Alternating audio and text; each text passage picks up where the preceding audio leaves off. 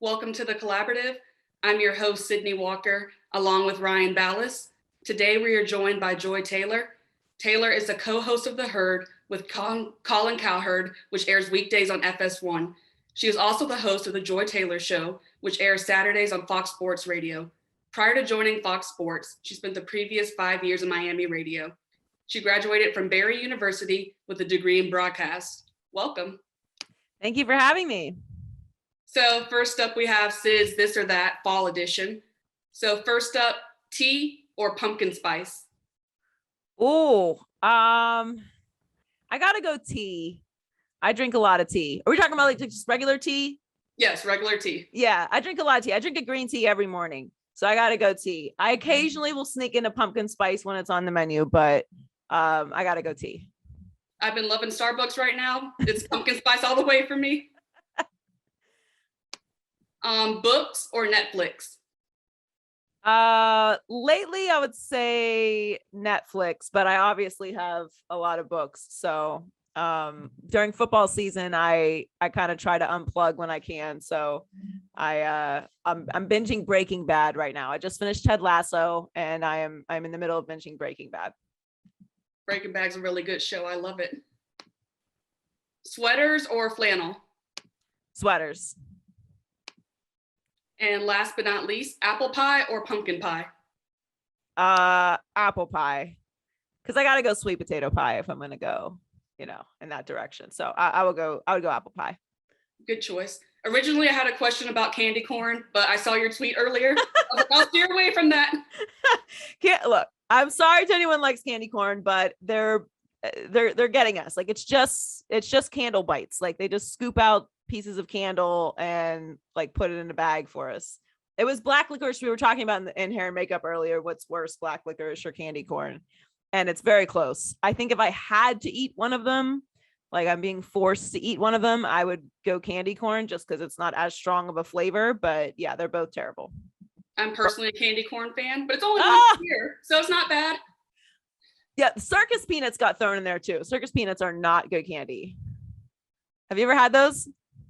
They're okay, but not by choice. So Joy, you grew up playing sports in Pittsburgh. When did you realize there was an opportunity to not only play, but have a career in sports? Well, I went to school for broadcast journalism, and I always loved watching sports, obviously playing sports. I ran track in college, and I just love arguing about sports, debating sports. I was raised by a bunch of crazed female sports fans in Pittsburgh, Pennsylvania, where everyone is a sports fan. They wrap the babies in terrible towels. So my original goal was to be in the Monday Night Football booth. And then I kind of realized I like to, talk about stories and react to stories. And so when I went to school at Barry, I really wanted to get into the radio side of the business because I felt like that was a space that really gave you an opportunity to be a personality and really flesh out and discuss and debate stories more so than reporting on them or, doing traditional play-by-play. And I also saw that that's kind of the direction that the business was going in because, with the addition of smartphones, we didn't have to be in front of our television to see highlights or get scores or get the box score in, the newspaper the next day. So the whole direction of the business, not just sports, but also news, was going in the direction of opinion. So I really wanted to get a foothold in that space. So it was grown in that. And, I have brothers, so we like to argue about sports. I love that perspective. Thank you. You create a super unique pairing with Colin Cowherd on The Herd. And it's a show in which, there's a lot of hot takes that go on and that are given out. How do you prepare for a day of important topics, knowing that you might have someone disagree with you, whether that's Colin himself or having a lot of audience members who disagree with you? So kind of how do you prepare for that? Well, especially when it deals with we're dealing with more serious topics. I mean, research is very important in our business, especially if you want to do a good show. You want to make sure that you are very researched, but not just in the direction of what your opinion is, but also what the other side of, your opinion is saying. The people that disagree with you, why do they disagree? Where are they coming from? What are the points that they're making? Not necessarily so that you sway yourself to agree with them, but sometimes it's good to know what they're going to say. And for me, if I know it's a very serious topic, I'm going to look and see what other people are saying so that I can go around kind of see around the corner a little bit. Like, I know that this is what they're going to say to try and discredit my opinion. So let me just cut them off there with this little fact or this bit of logic or this bit of experience that I've had that, would make them pause before they say that. Or if that's just what they're going to say, they hadn't thought about it from my perspective. So I think research is very, very important for anything that you're going to discuss, but especially when you're dealing with serious topics or you're dealing with, something that a lot of people are going to disagree with, really stating why you feel that way, backing it up with facts or experience, and very, distinctly choosing the words properly to articulate what it is that you're trying to say in a way that even if they disagree with you, you can at least respect where I'm coming from. Thank you for that. I think that was a super unique take that I haven't heard yet on people's hot takes. And I think one that a lot more people should get to hear and maybe get to soak in a little bit. So thank you for that. So you're a huge advocate for women in sports. One of the main reasons you started your own show was to have as many female voices on as possible. With so many wins for women in sports recently, what has that change looked like from your perspective?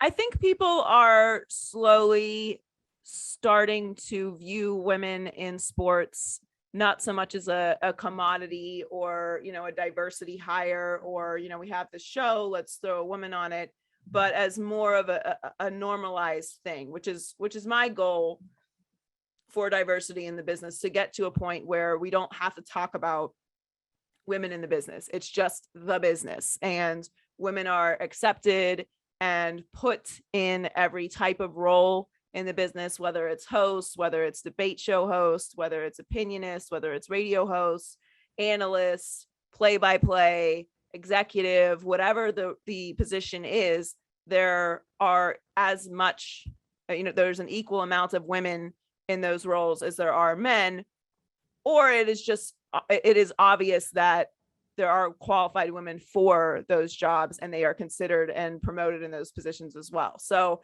that, I think, to me, is the space that we're working to get to. And of course, if women aren't hired for certain positions or aren't considered for certain positions, then they aren't paid for those positions. And we know what positions in this business make the most amount of money. And that's a big part of equality as well. So I think it's been huge for the advancement of women in sports and in the business, the moves that we've seen made recently, and just the conversation that continues to be had surrounding equality and diversity in the business. I love that response. Thank you. Joy, your brother Jason is regarded as one of the greatest defensive ends in NFL history. How did you learn to carry your last name with pride while also forming your own identity through your own work? Well, it's an interesting way to look at it, because obviously I'm very proud of my brother, and he had an incredible career. But I also think that he and I are so different. I think it might be different or harder to do if I was a reporter or specifically an NFL only analyst or something like that. But I didn't shy away from it, and I've had a different experience in sports because of him. I've seen every step of his career. I know where he came from, and all of our experiences through our childhood up until Akron University, to getting drafted, to having to make the team, to becoming what he became, to then getting traded and then getting cut. And so I see the sports world from a more personal perspective because of him, and it didn't make sense not to lean into that knowledge and perspective. So he is a part of my life. He is a part of he's my family, and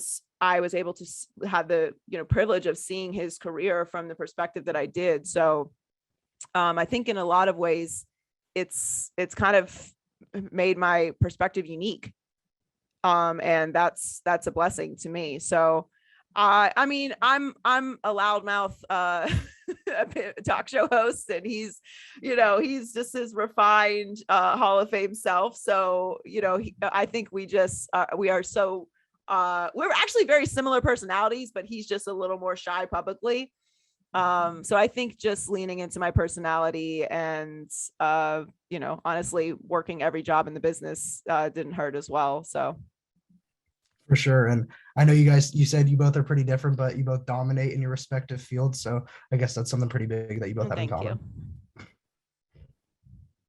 Lastly, what is one piece of advice you wish someone would have given you when you first started your career that you can share with us now? Well, I got a great piece of advice. I'll give you two. I got one great piece of advice, not at the beginning of my career, but maybe a year or two after college. And that was to focus all of my energy on what it is that I wanted to accomplish. And it's very cliche in a lot of ways, but it hit me at a time where I really needed to hear it.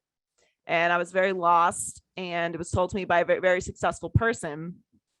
And I was struggling, and they asked me, what's something that you want for yourself in the next 2 or 3 years? And I said, I want to be full-time on air, TV or radio in the next 2 or 3 years. And they said, well, how much of your energy are you putting towards making that happen? And I said, I don't know, like 10% maybe.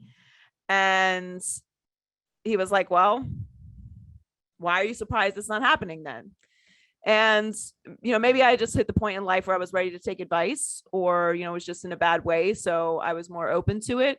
But it really changed the course of my life and my career, because now anytime that I really feel lost, or I feel like something's not coming to me, when I want it to come to me or how I want it to come to me, and I think about how much of my energy am I actually putting towards that happening, it refocuses me, because energy is a very important word, and it sounds very like sage and crystals and all this stuff, but it's really very simple. It's the same thing as working out. We all think, myself included, that there's like some shortcut to getting in shape, and like there's not. You just have to drink a bunch of water and get some sleep and work out and eat good, and then you will get in shape. Like it's very simple, but it takes your energy. You have to put your energy in towards to doing that, and it takes discipline. And so that was a really great piece of advice, and it got me on my path and really directed me towards where I am now. So the piece of advice that I probably wouldn't have taken, because I did not take a lot of advice when I was younger, but that if I was going to take and I was younger, is to just really enjoy the process, because we kind of all in our careers and in our lives get very impatient with things not happening when we want them to happen. We feel like we're ready for an opportunity. We feel like we're ready for this job. We feel like we're ready to get married, or we feel like we're ready to do whatever that it is that we want.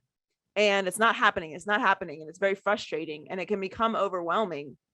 And then we forget to enjoy where we are. There was a time where we were praying to be where we are right now, where we were working to be where we are right now, where we dreamed of being where we are right now. And rather than enjoying that and building on that, we're just constantly worried about the future, or worried about the next step, or worried about what's not happening, rather than appreciating what is happening. And what I've realized is every bit of my process, every bit of experience, whether it was being a part-time producer, or, being a bartender on South Beach to make up for the $8 an hour I was making as a producer, freelancing, and, being an executive producer and working weekends, and whatever it is that I've done has prepared me for the opportunities that I'm getting now. And if I got these opportunities then, I would have failed because I wasn't ready. So even though I wanted to, come out of college and, be a star, I wasn't ready to do that. I needed the experience. And so it's taken me some time to really center myself and, be here now.